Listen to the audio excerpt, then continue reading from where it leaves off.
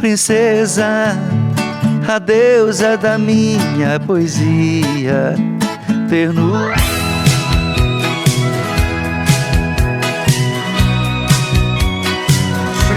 Princesa, um dos maiores sucessos do cantor Amado Batista. Com esse olhar meigo. Canção gravada em 1991. Grande sucesso.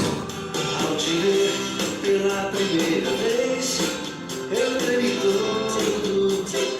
Essa canção tem tanto destaque na vida do Amado Batista, que faz parte da vida de muitas princesas e muitas pessoas, muitas mulheres que escuta e curte Amado Batista. Essa canção obteve um grande destaque no ano de 1991, quando foi lançada, e até os dias de hoje. Ao te ver pela primeira vez, eu tremi todo. Grande sucesso e faz parte da história do cantor Amado Batista.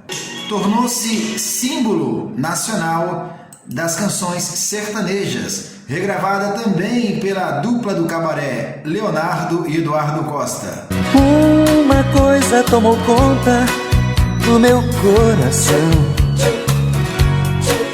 Princesa, um grande sucesso que fez parte da trilha sonora da vida de muitas pessoas e faz parte também da trilha sonora de nossas vidas. Se você também curte, se você também tem boas lembranças, comente aqui embaixo nos comentários.